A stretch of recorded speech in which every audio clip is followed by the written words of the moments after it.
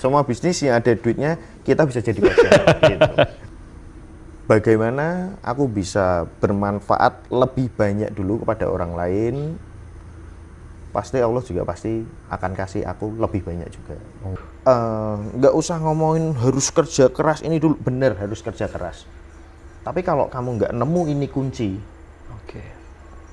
kasihan gitu, kamu kerja keras buang waktu gitu. Kalau kita sebelum nikah, doa yang paling top itu doa dari ibu. Yang kedua doa dari istri. Makanya cari istri yang pintar berdoa.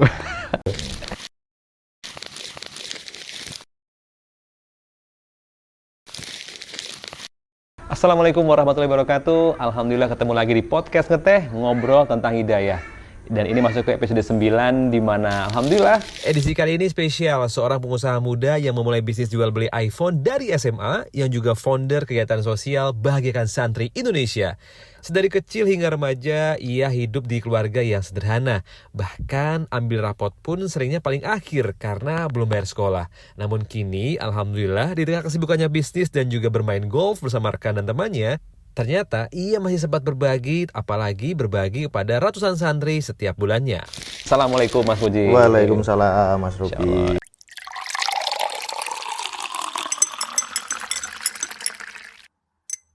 Ini ada di kediaman beliau di daerah Semarang ya. Sebenarnya bisnis awalnya apa sih Mas? Bisnis awalnya jual beli handphone. Jual beli handphone. Tahun? Tahun 2013-2014. Wow, itu berarti masih SMA ya?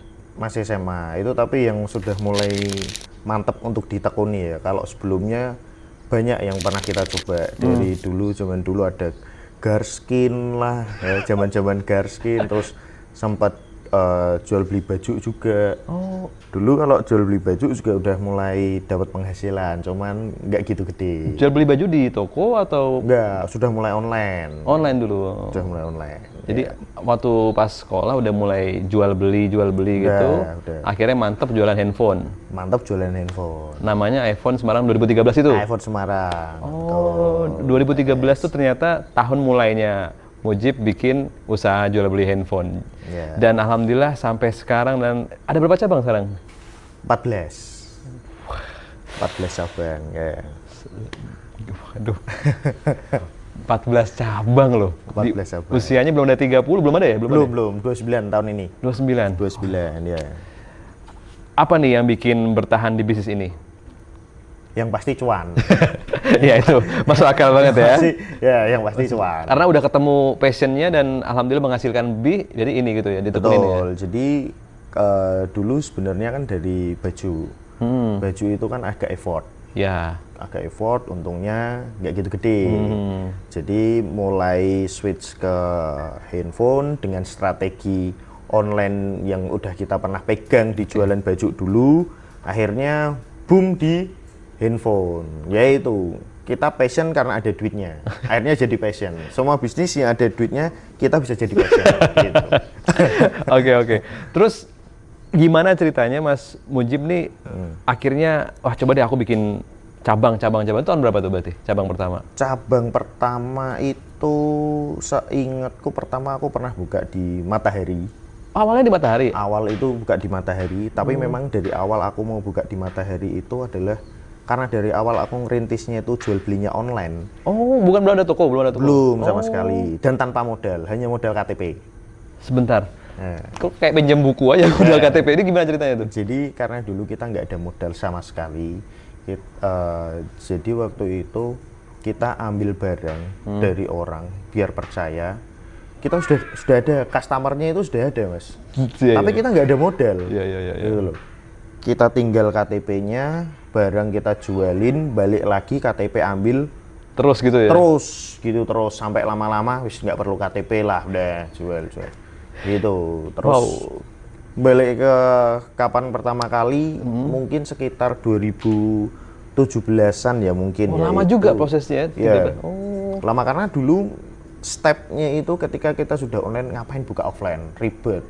Kan ada pegawai udah cuan di online. Iya, ribet. Alhamdulillahnya, qadarullahnya memang diarahkan untuk akhirnya buka toko offline. Pertama di Matahari itu memang dari awal strategi kita itu memang untuk belajar cara jualan secara offline. Gitu. Itu cuman setahun cukup, kita keluar dari situ, modal belum banyak, akhirnya rumah orang tua, kamarku depan tak rombak, akhirnya tak jadiin toko pertama kali. Di rumah Di kamarku. lah, maksudnya offline itu? Offline. Terus yang mau beli ada gitu? Nah, itu padahal di kampung, ya kan, nggak expect. Pertama kali kita opening, penjualannya itu jadi naik drastis. Nah, kebetulan waktu itu pas puasa, Mas. Awal buka itu aku inget banget pas puasa, terus aku ngerasa, ya wis pasti rame lah karena memang pas puasa, memang momennya. Ternyata setelah lebaran, angkanya terus, kayak gitu terus. Nah, itu kaget. Terus akhirnya dapat komplain tetangga. Karena parkiran mobil udah sampai nggak cukup. Bayangin aja di kampung tau, Mas. Tetangga nih suka ngerusak mood jualan ya. Aduh. Ya akhirnya dari situ kita pindah di Tamrin. Nah dari Tamrin itu akhirnya langsung mulai ke cabang-cabang yang berikutnya. Dan itu nggak pernah expect sebesar sekarang? Nggak pernah. Karena fokusnya tadi kan online ya. Online. Dan online tuh ya udah online aja kok udah lumayan kok gitu. Wow, sebentar, tahan dulu. Ini jualan di rumah. Sampai nggak bisa bayangin nih. Pasti kan ya, mohon maaf, jalannya terbatas, nggak yang luas banget gitu kan ya. Wow, tapi ya namanya yakin ya berarti ya. Dan satu hal mungkin yang Mas Mujib ngajarin, mungkin bukanya mepet Ramadan ya. Jadi berkahnya itu lebih kan? Itu tanpa planning, Mas. Bukanya pas Ramadan berarti? Iya. Tanpa planning ya, itu tanpa planning. Ya wis jalan aja gitu. Kita bukan dari awal, bukan pebisnis yang harus plan matang, enggak. Kita harus jalan aja. Jalan aja dan nggak nyangka, qadarullah pas Ramadan dapat berkahnya kan? Wah, alhamdulillah. Ya. Ngomongin soal berkah nih, titik balik Mas Mujib menghubungkan antara bisnis dan agama gimana tuh dulu tuh? Dulu itu sebenarnya udah dari aku sebelum nikah ya, Mas. Udah memang dari muda itu suka dengerin dakwah. Nah, kebetulan dari banyak dakwah yang kita dengar, paling cocok itu memang kayak Ustadz Hanan Attaqi, Ustadz Khalid, itu yang paling cocok. Dari situ pikiran itu sudah mulai kebuka, Mas. Dimana waktu awal ya, bayangin aja ya, Mas, dulu nggak pernah punya uang, terus akhirnya punya uang,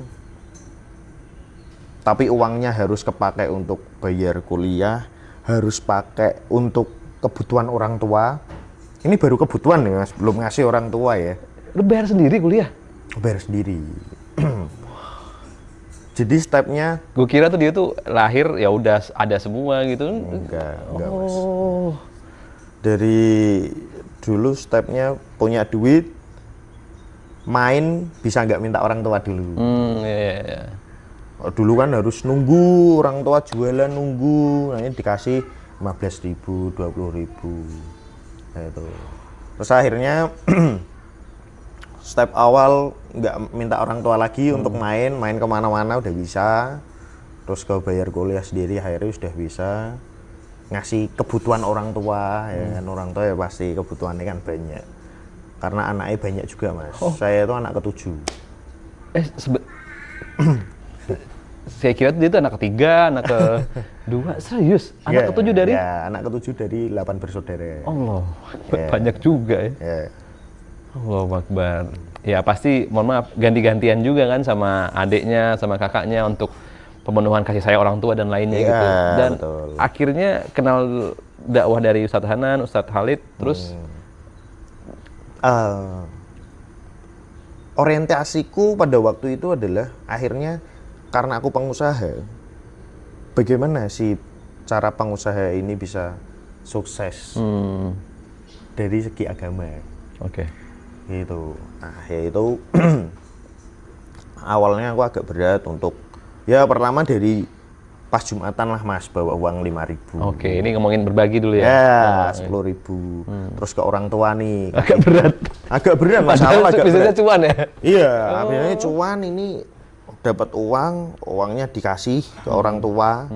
Ya kita cari setengah mati kan ibaratnya, tapi harus ngasih orang tua yang wah, ya itu awalnya agak berat.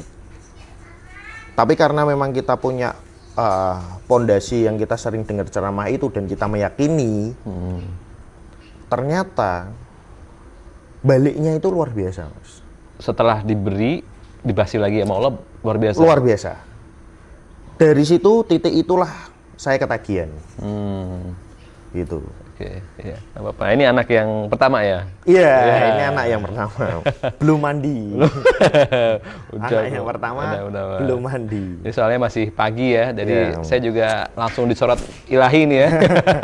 Oke, lightingnya dari ilahi. Terus dari situlah ngerasa, wah kayaknya kalau ngasih dikit sayang gitu ya?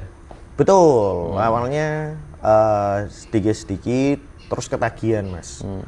Akhirnya ketagihan, terus pernah ngerasa juga Mas, stuck. Oke. Udah punya nih. Bisnisnya stuck apa gimana? Iya, udah punya nih, semua udah punya. Rasanya mau cari yang baru tuh kok susah. Oke. Gitu. Nah, dari situ adalah cara berpikirku nggak yang aneh-aneh atau macam-macam. Cara berpikirku adalah bagaimana aku bisa bermanfaat lebih banyak dulu kepada orang lain. Pasti Allah juga pasti akan kasih aku lebih banyak juga. Allah. Gitu. Dimulai dari kesadaran itu akhirnya yang tadinya 5.000, 15.000 meningkat terus gitu ya? Terus, alhamdulillah. Dan nggak cuma pas Jumatan ya? Nggak cuma pas Jumatan. Akhirnya ya pada waktu itu orang tua yang memang sakit dulunya. Awal mula sakit masih BPJS Mas. Orang tua itu dulu. Mager banget, ngantri gitu-gitu ya? Ngantrinya Mas, bisa berangkat pagi udah di rumah sakit, nanti pulangnya hampir malam. Itu. Nah, alhamdulillahnya setelah itu udah nggak ada lagi tuh BPJS. Kalau di rumah sakit harus kelas 1. Masya Allah. Mas ya pasti juga alhamdulillahnya juga kalau di kelas 1 dokter-dokter lebih perhatian. Ya. Kita kan senang ibu dapat perhatian yang lebih. Oh, ibu yang sakit itu? Ibu yang sakit. Jadi ibu alhamdulillah sudah merasakan apa kerja kerasku selama ini. Semuanya apa yang ibu minta pada waktu itu keturutan semua. Alhamdulillah. Waduh, bikin iri nggak sih teman-teman? Ketika kamu mengerjakan sesuatu dan itu passion kamu dan alhamdulillah bermanfaat, yang paling penting untuk orang terdekat yaitu keluarga, apalagi ibu. Mohon maaf nih, banyak di negara kita yang bisnisnya udah bagus, tapi sama keluarga hubungannya nggak bagus. Jarang pulang ke rumah, ya kan? Yang paling parah adalah jarang cium tangan ibu, jarang telepon ibu. Waduh, itu paling parah sih. Atau yang paling parah lagi itu pulangnya pas lebaran doang. Aduh, jadi kalau menurut Mas Mujib, berarti bekerja untuk bermanfaat bagi orang lain gitu? Iya. Semakin kasih manfaat ke orang lain, semakin tanda kutip dikasih Lebih lagi ya? Pasti itu. Oke, baik teman-teman. Masih panjang perjalanan cerita hari ini bersama Mas Mujib. Nama lengkap siapa Mas? Ahmad Mujib Sakono. Ahmad Mujib Sakono ya. Instagram beliau dan IG-nya, IG dan juga TikTok-nya Mujib Nokas ya? Ya, Mujib Nokas. Tadi udah bahas tentang manfaat atau keajaiban berbagi di hari Jumat. Nah, sekarang mau bahas nih. Apa sih Mas untungnya pas lagi sibuk-sibuk kerja tapi tetap ingat masjid? Itu seperti tempat istirahat ya buat saya sendiri gitu. Yang kadang rasa syukur itu bisa datang dari situ juga. Kita ngotot terus, ternyata target nggak kecapai, apapun itu pusing semuanya Mas. Tapi ketika entah itu target nggak kecapai, entah itu apapun itu yang kita pengen tapi belum dapat, ketika rasa syukur itu keluar, itu everything's gonna be okay. Asik. Dan kita lebih tenang, lebih apapun itu, karena kita yakin ya memang belum saatnya. Dan pasti nanti ada saatnya. Gitu. Itu adalah tempat istirahat kita, tempat ngobrol kita, tempat minta kita. Yaitu kadang juga ini menurut saya pribadi ya Mas, kadang rasa syukur itu juga mungkin belum bisa didapatkan kalau kita terlalu jauh lah sama Tuhan gitu. Dan sedangkan saya sendiri ya memang untuk 5 waktu sih belum begitu, masih ada bolongnya. Cuman di usia aku sekarang memang saya akan selalu berusaha kejar itu juga. Gitu Mas Robi. Masya Allah, jadi sholat atau ke masjid itu sebagai bentuk syukur ya. Semakin ingat rasa syukur ya semua akan baik-baik aja. Betul. Ya memang di Quran juga Allah sampaikan kan kalau misalnya kita bersyukur nanti Allah bakal tambah. Masya Allah. Jadi apapun yang dikerjakan saat ini relate banget ketika udah selesai syukurnya gitu ya. Dan apa nih selain rasa syukur yang didapat ketika udah kembali lagi ke masjid atau ke Allah? Yang pasti ketika kita kembali, hidup kita terasa lebih baik Mas, tanpa kita sadari. Tanpa kita sadari. Contoh gini, dari niat aja. Yang dulu aku tuh dulu udah mau nikah dari umur 23. Oke. Tapi kesampaian aku nikah di umur 25 dan itu niatku pengen nikah memang ya karena Allah aja. Karena pengen aku menjadi yang lebih baik. Gitu. Dan tanpa disadari Mas, dari aku pertama nikah sampai sekarang rezeki bertambah, keluarga sangat-sangat alhamdulillah bagus kondisinya. Tidak dengan keluarga yang di rumah tidak mendapatkan kenyamanan, yang berantem segala macam. Itu tuh nggak ada. Nah kadang itu tuh juga salah satu bentuk syukur atau niat awal kita melakukan kebaikan itu karena Allah. Kadang kita nggak sadar. Kalau kita niatnya benar, insya Allah yang didapat juga kita benar juga. Kadang rasa syukur itu kita nggak kepikiran kan, mungkin hanya materi apa. Sekarang sehat, apapun yang kita dapat, ya itu kan semua karena Allah gitu, Mas Upit. Masya Allah. Di umur 23 niat nikah, alhamdulillah umur 25 nikah. Nah, pas banget nih buat teman-teman jomblo dan yang berpikiran bahwa aku nggak mau nikah, aku nikah nanti dulu. Sebenarnya mereka ini antara mager atau memang malas dapat masalah atau gimana Mas? Ini mungkin bakal jadi apa ya? Banyak kontroversi karena banyak juga orang yang nanti begini jawabannya.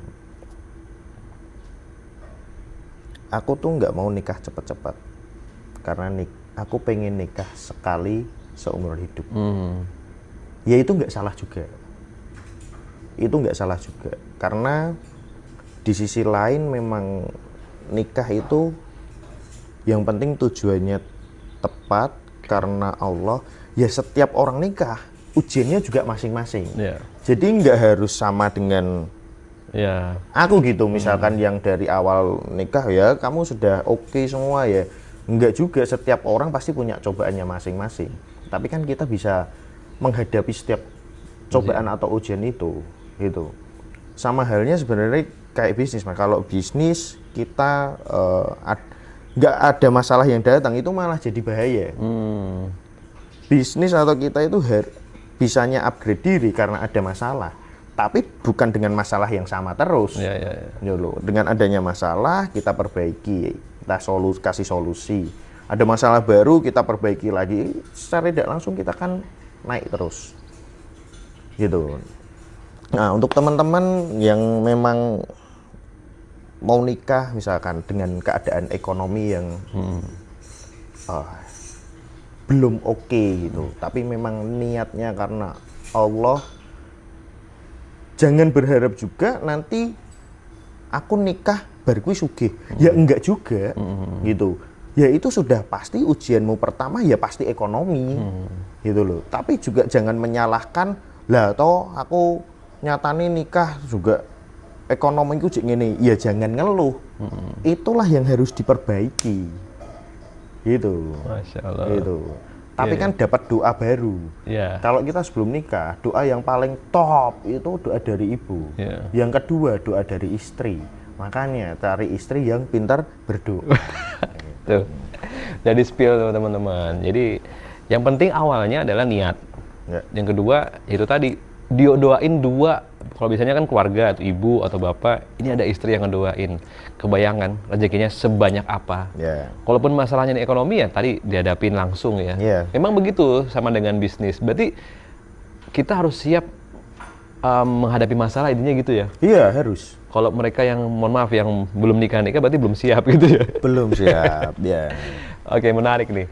Jadi ketika kita niatnya benar, apalagi karena Allah, nggak tahu kenapa jadi mudah gitu Mas ya? Pasti mudah. Pasti mudah ya? Pasti mudah. Insya Allah. Ya. 100% pasti mudah. Dan semua yang terjadi di Mas Mujib juga alhamdulillah jadi lebih mudah menghadapinya gitu ya? Iya. Wow, kebayangkan tadi di awal dia sampaikan bikin store offline aja ibaratnya santai gitu ya. Santai. Dari 2013 ke 17 tuh waktu yang cukup lama dan akhirnya sekarang ada 14 cabang. Nanti di rumah masih ada nggak di rumah? Tuh nggak ada. Iya sih. Ini langsung pindah ke daerah kota tadi kan ya. Oke, jadi kuncinya adalah apapun yang kita akan lakuin, niatin semua karena Allah gitu ya? Karena Allah.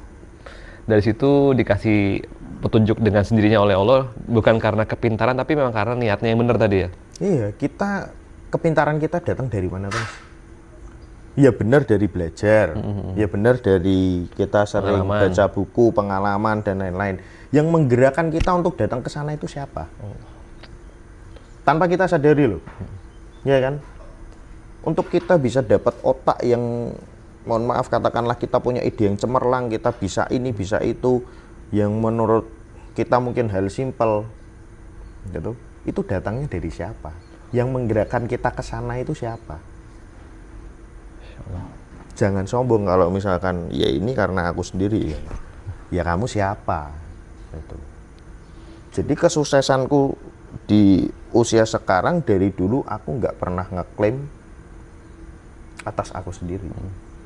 Yang sudah pasti kita nggak pernah tahu Mas, dari kita kecil, kita menuju remaja, kita belum bisnis, orang tua kita itu doain kita sampai kayak gimana, ya kan? Kadang kan kita nggak mikir kayak gitu, ya kan?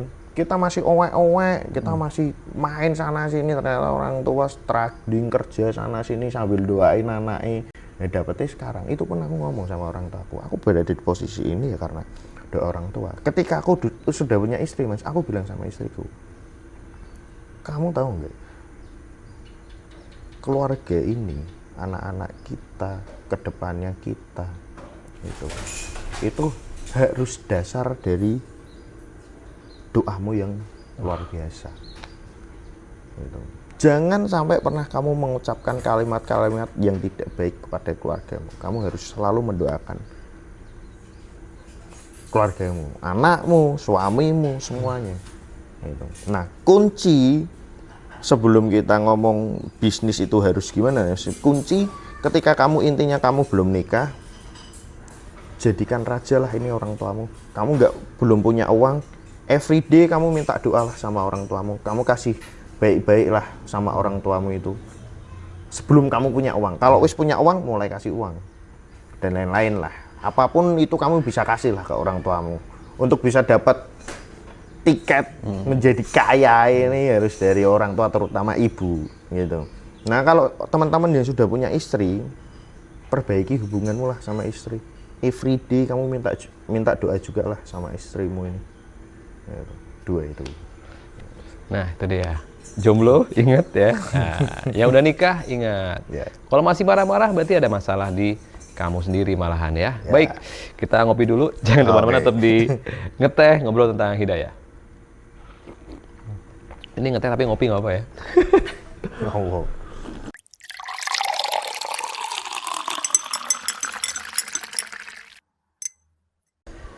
Oke, masih di Ngeteh, ngobrol tentang hidayah bersama dengan Mas Mujib.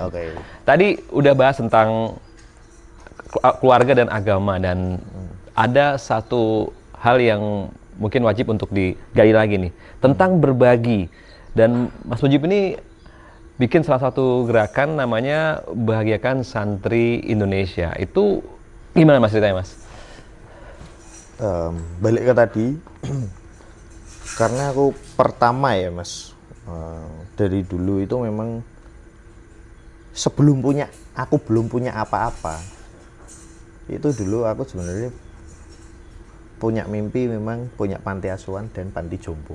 Wah, Masya Allah. Kenapa panti asuhan dan panti jompo? Ya aku nggak tega lihat orang tua yang seperti itulah. Terus anak kecil yang merasakan kasih sayang yang kurang, yang nggak dapat, ya even kayak hal kecil dia bisa main ke mall, dia bisa beli mainan seharga 15.000.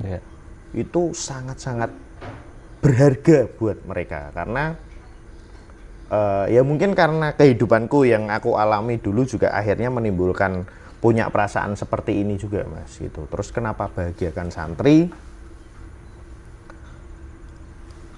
Jadi waktu itu aku ke salah satu pondok atau panti asuhan, aku lupa. Anak-anak kecil itu dia ngaji, dia sholat ngaji. Ketika anak kecil itu tak tanya, kamu besok gede mau jadi apa? Gitu. Supir truk. Gitu. Supir truk ya. Satu lagi tak tanya, kamu besok gede mau jadi apa? Montir motor. Kenapa montir motor? Biar nanti kalau motor bapakku rusak bisa tak benerin. Gitu. Yang artinya apa? Kenapa Bahagiakan Santri? Goals dari Bahagiakan Santri adalah teman-teman yang punya pondasi kuat ini harus punya mindset juga bahwa dia itu bisa sukses. Kalau kita perbaiki mindsetnya, dia harus menjadi seorang pengusaha, dia bisa menjadi seorang pengusaha. Misalkan dia yang punya dealer truknya, gitu kan, salah satunya. Jadi mimpi itu harus kita mulai bangun mimpi mereka itu. Jadi bukan mimpi yang seperti itu. Takutnya ketika mimpi dia hanya sampai di situ, nah ini akhirnya ya maaf, maksudnya santri-santri kita, aku merasa kurang motivasi yang ada di dalam itu. Nah aku pengen teman-teman nantinya goals dari Bahagiakan Santri adalah selain mereka agamanya kuat luar biasa, tapi mereka juga menjadi pengusaha yang amanah, pengusaha sukses, pengusaha yang akhirnya dia juga bisa membantu teman-teman di sekitarnya, orang-orang di sekitarnya. Itu goals dari Bahagiakan Santri itu, Mas Robi. Ya, jadi alhamdulillah sudah ada 12 event ya, Bahagiakan Santri yang liburan santri itu, dan kurang lebih ada 1.000 lebih lah tiap bulan ada kirim beras juga kan. Dan sebenarnya fokusnya memang ngajak santri ke mall terus penuhin kebutuhan dia gitu ya. Iya Mas Bin, karena kenapa yang tadi aku bilang ngajak santri ke mall, kebahagiaan kecil itu gampangnya gini lah Mas Bin. Dulu waktu aku kecil, aku itu nggak pernah ke KFC. Ya. Ke KFC itu karena punya temen yang kaya, ulang tahun di KFC. Itu pertama kali KFC. Wah, itu luar biasa, senangnya luar biasa. Gitu. Dan bayangin anak kecil ini yang mungkin tidak pernah merasakan itu, akhirnya bisa dapat kebahagiaan dari situ. Itu senangnya luar biasa. Ya. Apalagi kemarin diajak nonton bioskop tuh, ada yang seneng banget loh. Itu pasti luar biasa seneng. Dan mungkin Mas Mujib juga nggak menyadari itu, bahwa jadi ada beberapa santri itu yang dibuang dari keluarganya, Mas. Mungkin Mas Mujib juga nggak nyadari karena selama ini kan di balik layar terus ya. Dan ada satu cerita, karena kebetulan saya juga ada di situ teman-teman, di bagian santri. Ada cerita episode pertama liburan santri itu, Mas. Itu salah satu santrinya ada yang meninggal kemarin. Dan sebelum meninggal tuh, ketika saya ketemu sama santri itu, dia selalu ngomong, makasih mas, udah ngajak ke mall. Bayangin coba, padahal itu kan episode 1, udah dari bulan Juli 2024. Sedangkan sebelum meninggal kemarin tuh bulan Maret, kalau nggak salah tuh, pas Ramadan. Ya masih terasa gitu loh, padahal udah berlalu lama gitu. Jadi efek itulah yang mungkin diinginkan Mas Mujib ya, ketika mereka masuk ke mall, bahagia, akhirnya aku pengen jadi yang berbagi itu tadi gitu ya. Oke. Dan goals-nya tadi sempat di-spill, pengen bikin pondok pesantren dan panti jompo. Itu gimana, Mas? Goals-nya ya. Nanti ya bagikan santri itu bisa menjadi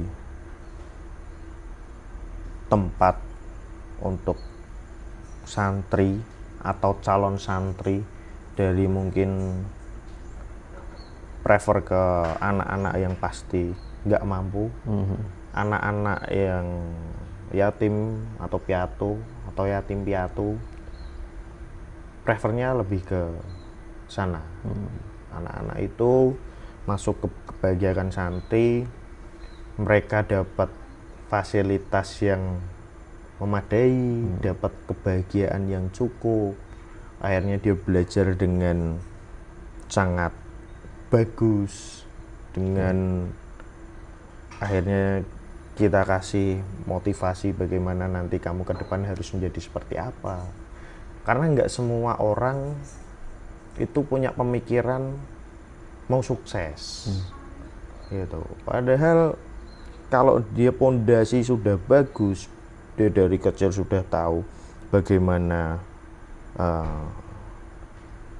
treatment kepada orang tua, bagaimana dia harus sholat, bagaimana dia harus berdoa, bagaimana ini, dan punya mindset yang oke, itu menurutku sempurna teman-teman ini, anak-anak ini gitu. Jadi memang, mohon maaf ya, kebanyakan dari mereka itu lingkungannya ya seperti itu, tidak ada motivasi yang lebih gitu ya Mas ya. Dan memang itu faktanya seperti itu, dan kebanyakan juga yang pondoknya tidak memadai gitu ya. Baik. Wow, sebuah mimpi yang sangat-sangat mulia ya teman-teman. Semoga tercapai, amin. Amin. Oke, terus apa nih yang diinginkan dari seorang Mas Mujib tentang santri-santri ini nantinya setelah udah dapat tempat gitu? Setelah dapat tempat, aku pengen, ya pasti atas pengawasan kita juga, karena nggak mungkin mereka lepas, karena Yayasan Bahagiakan Santri ini nantinya harus mendidik santri yang menjadi santri yang sudah pasti berakhlak, ya kan? Dan keluar dari Bahagiakan Santri, dia bisa sukses. Dan bukan menjadi, mohon maaf, kita pengennya mereka didik di Bahagiakan Santri, mereka bukan jadi koruptor, mereka bukan jadi maling, mereka bukan jadi penjahat, tapi mereka menjadi seorang pengusaha yang punya fondasi syariat Islamnya kuat gitu. Jadi kalau misalkan mereka kita didik dengan benar, dan kita bisa, teman-teman dari Bahagiakan Santri ini keluar jadi pengusaha yang sukses, akhirnya dia sampai bisa membantu orang lain, itulah goalsnya. Oke. Ya. Itu yang kita harapkan, Mas Opin. Karena memang tanpa kita sadari ya, jadi dari ratusan ponpes yang mungkin pernah merasakan bagian santri dari gerakan Mas Mujib ini, kebanyakan dari mereka yang memang nggak tahu nanti mau ngapain setelah lulus. Dan ya tadi yang disampaikan tadi, pengen jadi pekerja aja, bukan jadi pengusaha, dan mindset itu ternyata penting banget teman-teman. Semoga dengan adanya langkah baik ini yang juga nanti diikuti oleh teman-teman lain yang saudagar-saudagar lain yang punya kebaikan yang sama ya Mas. Amin, amin. Sekarang kita sedikit bahas tentang gimana kalau misalnya iman turun nih versi Mas Mujib. Pertama, iman turun itu pasti terjadi sama kita. Ya mau nggak mau, menurutku pribadi, ibadah itu juga nggak mudah. Ya harus dipaksa. Awalnya itu memang harus dipaksa. Dipaksa untuk sholat, itu memang harus dipaksa. Kita dari dipaksa, akhirnya lama-kelamaan hati kita yang keras kan bisa jadi lembut. Dari nonton kajian itu juga sangat-sangat berpengaruh. Dua itu, Mas Robin. Oke, dan saya ini sering kali ke rumah beliau nih selalu ada murotal muter gitu ya. Itu salah satu bentuk penjaga ya. Ya itu pasti. Dan di tengah sibuknya berarti apa aja sih sekarang? iPhone, terus apa lagi? iPhone, terus ada tempat biliar. Oke. Terus ada di mana tuh, Semarang sama? Di Semarang sama Salatiga. Oh, 2. Tempat biliarnya. Dan tahun ini kita mau buka cabang lagi. Tempat biliar itu di Semarang lagi. Di Semarang lagi. Terus ada skincare. Skincare. Ada skincare, ada jual beli mobil sama konstruksi. Kontraktor ya. Wow. Itu selain iPhone tuh dimulai dari tahun berapa tuh? Selain iPhone ya bisnis itu baru 2-3 tahun inilah. Oh, masih baru ya. Masih baru dan alhamdulillah semuanya jalan. Semua jalan. Karena niatnya tadi ya. Ya. Harus bener di niat awal, teman-teman. Ya. Allahu Akbar. Dan di tengah banyaknya bisnis kan pasti ada namanya godaan iman ya. Ya. Tadi ya berarti harus memaksa diri untuk harus kita paksa karena cobaan itu sudah pasti datang. Gitu. Dan mohon maaf teman-teman, ujian dari pebisnis adalah pencapaian. Ya. Gimana caranya menurunkan ego bahwa ini semua emang dari Allah, itu gimana? Ya itu tadi Mas, karena memang dari awal aku merintis dan usaha itu cara berpikirku sudah benar dulu. Mungkin aku bisa di titik ini, bisa di posisi ini juga karena cara berpikirku itu tadi. Karena memang aku bisa naik juga cara berpikirku dari awal, semua ini bukan karena aku, dari doa orang tua, doa istri, gitu. Doa aku sendiri yang nyampe ke Allah, gitu. Dan berbagi ke banyak orang, gitu. Sebenarnya bukan kita juga yang mereka butuh kita. Iya. Kadang bisa juga yang kita yang butuh mereka, kita butuh doa mereka. Allah. Gitu. Iya sih. Ada ayatnya juga di Quran kan, kalau kita yang butuh Allah dan kalau kita tolong agama Allah, Allah nolong kita. Tadi kan disampaikan berbagi gitu. Terus tadi di balik layar sempat ngobrol sama Mas Mujib nih, semakin ditambah berbaginya semakin datangnya lebih gitu. Pasti itu. Sebelum ada biliar, ada konstruksi, ada jual beli mobil juga ditambah terus gitu ya. Sebelum itu, ya itu tadi, waktu aku ngerasa stuck itu tadi, aku mau buka apa lagi bingung gitu. Ternyata, ya ini aku mungkin ada hak-hak yang harus mungkin aku bagi, tapi aku belum bagi. Aku bagi ya dari janda-janda di kampungnya, bapak, dari keluarga, dari akhirnya dari santri, dari ya segala macam aspek itulah yang akhirnya kita lihat, kita bagi, akhirnya boom, biliar buka juga untung kok, jalan. Gitu. Ini hal yang sulit untuk apa ya diterima bagi pebisnis ya. Iya. Apalagi yang mohon maaf nih, ya masih, aduh jangan dulu deh, nanti modelku kurang. Aduh jangan dulu deh, aku belum balik nih gitu. Ternyata sebelum dapat balik harus balik ke Allah dulu gitu ya. Balik ke Allah dulu. Ya mungkin itu untuk pebisnis yang sekarang masih struggling ya. Tapi kalau untuk saya yakin untuk pebisnis yang sukses pun pasti sudah ngelakuin itu. Ada cerita nggak tuh? Jadi ada ceritanya, salah satu teman-teman kita juga, dia sudah punya, wah luar biasa, Hal pertama yang tak tanyain adalah, Mas, bagaimana cara bisnis? Bukan. Oke. Hal pertama yang tak tanyain adalah soal bagaimana dia dengan orang tuanya, bagaimana dia dengan keluarganya, bagaimana dia cara berbaginya. Itu dulu. Kalau keran ini kita sudah dapat, udahlah, tunggu aja, wis rezeki datang. Udah, nggak usah mikir yang ini itu gitu. Jadi orang-orang kita misalkan ngomong muslim dan non muslim, misalkan ya, kita kan banyak pebisnis juga yang dari non muslim juga, dan sukses juga. Aku melihat juga, menurut saya mereka ini yang sukses tidak mungkin menelantarkan orang tuanya. Bagaimana orang tuanya itu diberikan mahkota, di treat like a queen, like a prince, itu pasti sangat luar biasa. Itu sudah pasti. Gitu. Jadi kalau kamu pengen di posisi ini, hal dasar yang kamu lakukan adalah coba kamu perbaiki dulu hubungan sama orang tuamu. Kamu lihat dulu. Itu dulu. Iya sih, kalau saya ke mall gitu, lihat teman-teman Chinese tuh banyak yang ngajak orang tuanya loh. Iya, itu hal kecil loh ya. Kecil. Yeah. Dan wow, iya sih. Memang kerelaan untuk berbagi pun juga ya nggak mudah, teman-teman. Nggak mudah. Kita aja masih mepet ibaratnya gitu kan. Untuk berbagi tuh kayak aduh, dan alhamdulillah atas izin Allah Mas Mujib nih diberikan ya kemudahan lah. Kan nggak mudah kan, gimana? Itulah ujian utamanya. Ujian pertama, bukan ujian utama. Itulah ujian pertamanya. Ya kamu mau jadi gede, mau dimulai dari kecil dulu. Ujian ini kamu bisa hadepin nggak? Ya kamu bagilah sedikit. Ada gini Mas, cerita yang aku mau memperbaiki hubunganku sama orang tua. Kamu nggak tahu orang tuaku itu seperti apa. Oke, ada yang jawab gitu ya? Diceritain, wah luar biasa, ngeri lah Mas orang tua. Nah itu yang tadi aku bilang, jawabanku tetap sama. Tetap baik? Harus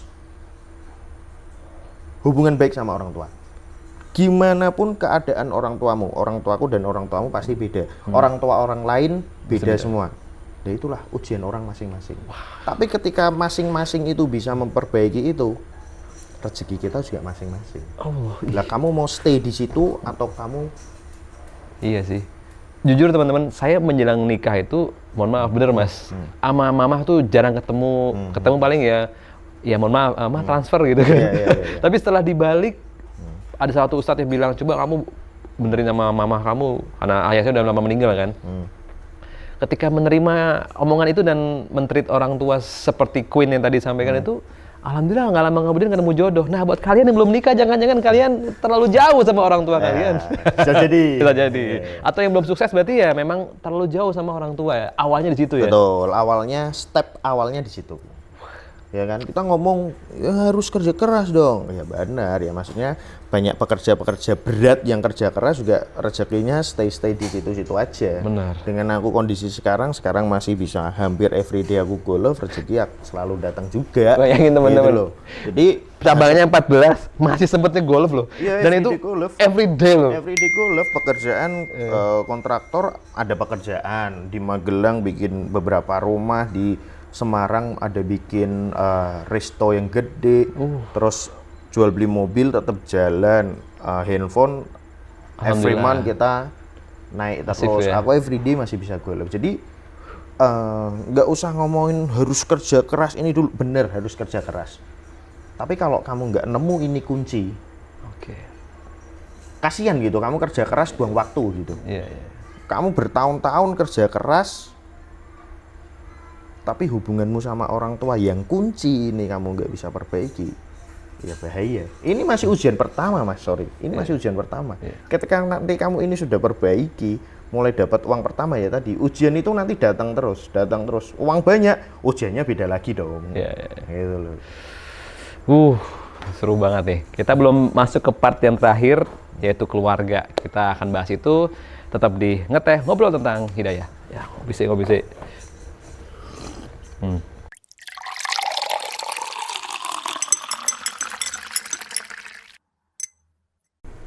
Alhamdulillah. Masih diinget ngobrol tentang hidayah, dan ini adalah podcast edisi ke-9 yang terpanas ya. Terpanas cuacanya. Gambarnya bagus ya, kulitnya nih menyala lama-lama. Oke, Mas Mujib, alhamdulillah ini di segmen terakhir. Jadi peran keluarga dalam bisnis itu sangat penting banget ya. Sangat-sangat penting. Dan apa nih yang nasihat yang paling diingat dari ibu atau bapak selama berkarir bisnis? Kalau nasihat dari orang tua yang diingat sih mungkin nggak ada ya Mas. Cuman kembali di awal tadi, saya sendiri yang respect pada orang tua saya karena tahu bagaimana strugglingnya orang tua membiayai saya, Mas. 8 anak ya? Iya, Allah. Dari kecil Mas, karena dulu SD kalau mau ujian harus di luar dulu nunggu kartu ujian sementara karena SPP belum bayar 5 bulan, 6 bulan, SMP, jadi setiap dapat absen, ini ya yang belum bayar ya 4 bulan, 5 bulan, pasti Mujib, ya ini pelan. Ya itu kan kadang yang kalau kita mindsetnya pada waktu itu benci, gimana tuh orang tuaku kok aku dilahirkan seperti ini, contoh misalkan, ya susah. Jadi yuk, keluarga itu sangat-sangat berperan penting bagaimana kita nge-treat keluarga kita harus sangat-sangat istimewa. Dan sudah berkeluarga sama istri, sama anak, itu juga yang utama. Meskipun dapat ujian dari kecil ya berarti ya? Wah, ujian dari kecil Mas, ibaratnya aku juga kalau di rumah ya, kalau tidur itu udah empet-empetan berapa orang gitu. Sama kayak teman-teman santri berarti ya? Iya. Satu kamar tuh bisa 7, bisa 8. Iya, itu empet-empetan berapa orang gitu. Terus ya dengan keadaan rumah dan kondisi keluarga yang seperti itulah. Makanya Mas Mujib tinggal di rumah ini ya. Alhamdulillah. Alhamdulillah. Ya. Di depan ada apa tuh, Ferrari ya? Alhamdulillah. Alhamdulillah. Alhamdulillah. Ini orang tua pasti seneng ya lihat Mas Mujib ya? Pasti sangat bangga. Insya Allah pasti bangga. Berarti Bapak usia berapa sekarang? Bapak mungkin 70-an ya. 70-an. Ibu? Kalau ibu udah nggak ada. Udah meninggal. Kalau ibu udah meninggal. Dari usia berapa tuh? Sebelum nikah? Sudah nikah ya? Sudah nikah. Anak pertama masih kecil, ya itu ibu sudah meninggal. Alhamdulillahnya juga aku merasa aku sudah memberikan yang terbaik buat almarhum rumah ya ibu ya, dan sudah melihat rumahku sekarang seperti ini. Anakku sehat, bahagia, istriku bahagia, kita menjadi keluarga kecil yang bahagia, dan almarhum ibu juga mengetahui itu ketika almarhum ibu itu memang meninggal ya.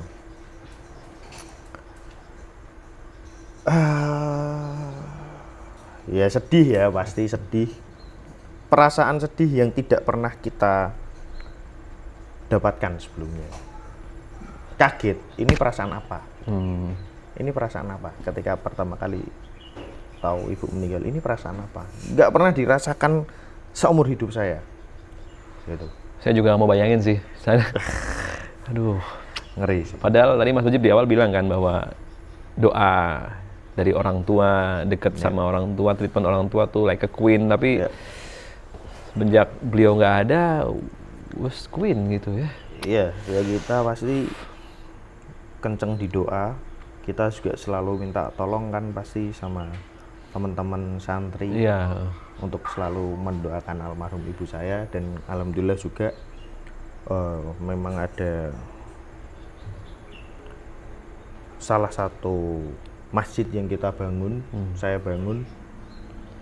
khususkan memang untuk Almarhumah. Ibu. Masya Allah. Itu salah satunya ketika ibu nggak ada, saya tetap masih sangat menghormati beliau. Gitu. Allahu Akbar. Ya, karena saya baru merasakan kehilangan bapak waktu kecil ya. Tapi kalau ibu, waduh, nggak bisa ngebayangin dan nggak mau ngebayangin sih. Karena gimana ya, orang yang paling tulus, diam-diam tulus ya sebenarnya ibu ya. Ibu. Rela nggak makan, tapi anaknya makan, itu yang paling saya inget tuh. Ibu udah makan kok, buat kamu aja gitu. Pas saya selesai makan, lah mama makan apa mah? Udah nanti aja. Wah. Itulah ibu. Iya, memang nggak bisa dibayangin juga rasanya. Iya, dan jangan dibayangin ya, sedih banget ya. Iya. Aduh, Masya Allah. Dan ya doa, ya kan di hadis pun juga Rasulullah sampaikan kan, ibumu, ayahmu kan. Doa dari ibu itu yang Pasti sangat-sangat luar biasa. Masya Allah. Jadi teman-teman yang masih Allah izinkan orang tuanya masih utuh, ya lebih banyak lagi ya. Ya, jangan sampai menyesal seumur hidup. Pasti menyesal seumur hidup ketika nanti ibunya sudah nggak ada dan dia masih dengan kondisi yang sangat-sangat jahiliyah mungkin bahasanya, yaitu nauzubillah lah, jangan sampai lah. Gitu. Jadi mohon maaf ketika meninggalkan kita pun mereka udah tenang dengan melihat anak-anaknya yang alhamdulillah sudah kenal Allah. Dan yang paling sulit bagi saya pribadi adalah ya itu tadi, sudah mengenal berbagi. Mohon maaf Mas Mujib ya, di tengah pencapaian dan bisnis yang mudah, untuk bagi harta itu tidak mudah. Tidak mudah, dan sampai detik ini masih diberikan kemudahan untuk berbagi. Alhamdulillah. Semoga apa nih seterusnya, amin. Amin. Apa nih pesan buat yang baru mulai bisnis dan baru yang sudah sukses nih tentang berbagi? Untuk teman-teman ya, terutama yang baru mulai bisnis, kalian mau bisnis apapun itu boleh gitu. Kalau belum tahu bisnisnya, yang paling penting bisnis itu cari peluang dari orang-orang di sekitar kita dulu. Cari solusi dari orang-orang di sekitar kita dulu. Mereka itu, teman-teman di sekitar kita itu punya masalah apa, kita kasih solusinya, mereka pasti akan bayar, entah itu jasa, entah itu jual barang gitu. Ketika sudah memulai bisnis itu, yaitu tadi, kamu kan harus cari itu keran rezekinya ada di mana. Keran rezekinya yaitu orang tuamu. Bagaimana hubungan dengan orang tuamu? Kalau kalian yang belum punya istri ya, lagi-lagi ya, every day kamu harus minta doa dari ibumu. Every day harus selalu minta dari doa ibumu.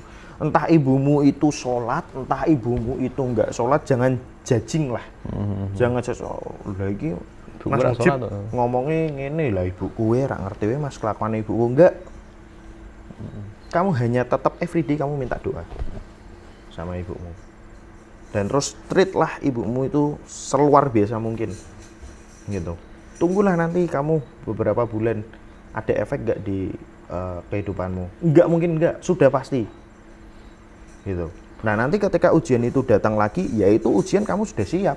Dalam arti siap, enggak ujian datang terus kamu langsung hari itu juga kamu benahi, enggak juga. Enggak juga. Gitu. Ujian datang yaitu proses kita untuk membenahi si ujian ini, ya memang proses. Gitu loh. Tapi kan kita ada kerannya ya. Ada kerannya, kita mau memperbaiki itu, gitu. Kadang takutnya, wah yang diomongin Mas Mujib, aku ono masalah ya ra iso ngebarke. Lah kamu punya ketemu masalah sehari 2 hari. Terus pengen langsung selesai, ya enggak juga. Kita punya masalah kadang ya berbulan-bulan juga untuk bisa ngelarin masalah itu. Kadang bisa bertahun-tahun juga, ya tergantung kamu. Kamu mau cepat naik kelas ya segera perbaikilah masalah itu. Kerannya yang penting ya. Oke, jadi podcast kali ini banyak hal yang saya pribadi pun lost ya, atau mungkin nggak istiqomah ya, itu tadi minta doa orang tua setiap hari. Dan permasalahan dari kita ini adalah merasa aku cukup begini kok, ya kan? Aku udah oke kok dengan begini kok. Nah itu gimana? Itu bahayanya orang cepat puas adalah bom waktu. Dia merasa semua sudah settle, semua sudah oke. Akhirnya mereka cepat puas, yaitu aku bilang bom waktu. Karena kita nggak pernah upgrade diri. Ya contoh kalau misalkan kita tarik di ibadah mungkin ya.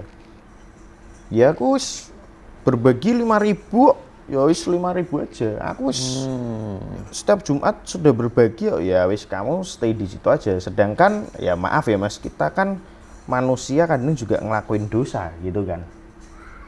Kadang akhirnya kita melakukan hal buruk lebih banyak, hal kebaikanmu cuman segitu, ya akhirnya jadi bom waktu tuh. Ya kita nggak bisa upgrade diri tuh lama-kelamaan gitu. Tanpa kita sadari yang kita hitung cuma 5.000 atau 10.000 atau 100.000 itu doang tuh. Tapi aib kita kan yang tahu kita sendiri. Kita melakukan hal-hal yang dilarang sama Tuhan di belakang, kita nggak pernah perbaiki, terus nggak pernah perbaiki, ngerasa berbagi nih wis cukup, ngerasa sama orang tua nih wis merasa dia sudah oke, ya itu jadi bom waktu, itu yang berbahaya, Mas Bin. Jadi teruslah merasa kurang dalam berbagi dan minta doa orang tua. Harus. Agar semuanya tiba-tiba mudah begitu saja. Mudah begitu saja. Masya Allah, ini keren banget nih.